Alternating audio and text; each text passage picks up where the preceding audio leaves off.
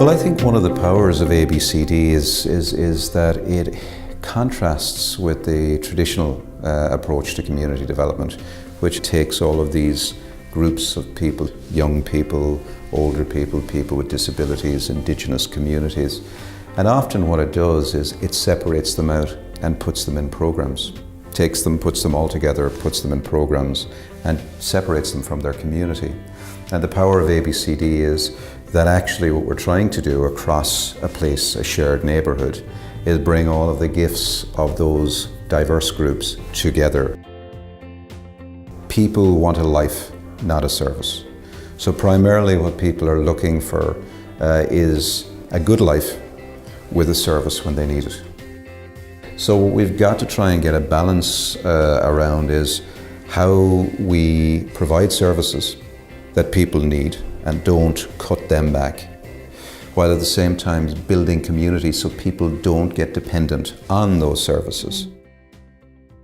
Recently we had an initiative where about 12 young girls started connecting with adults in the community. Some of them were artists, some of them were working, in classic jobs, and asked the adults would they take them for a day, a week, to their workplace or to their artist studio and just allow them to hang out.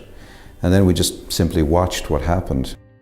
Recently I walked into a shop which sells old military regalia, and it was run by this guy Steve. Now Steve, day in, day out, will have people walk into his shop who tend to be retired older men, military men. A lot of them are lonely, their wives have passed away or they're lost. And what Steve does is he connects them. He'll say, there was somebody just like you who also fought in the Crimean War and I have his number, I'll put you together.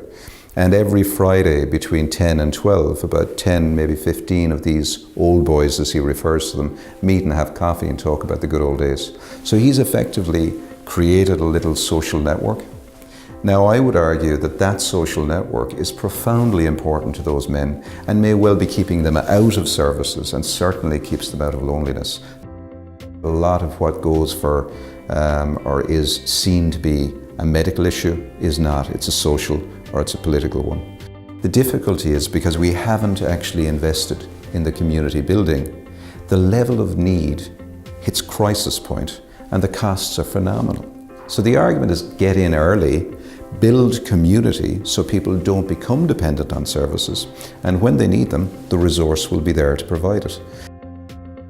If you can't find some way of creating a welcome for the stranger at the edge, then you're not a community. You're just a group of people who are including people who look like you and think like you and act like you. We're not trying to create programs. What we're trying to create is community alternatives to programs.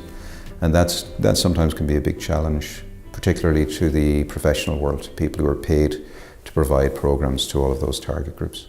Because a lot of what I see is the stifling of community invention. A lot of professionals believe they should be the inventors, and that community often believe they're the ones that are waiting for the great white knight to ride over the hill and save the day.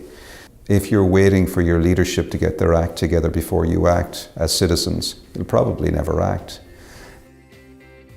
It's about seeing citizens as at the centre of democracy, not as the grateful recipients of these wonderful professionals and experts.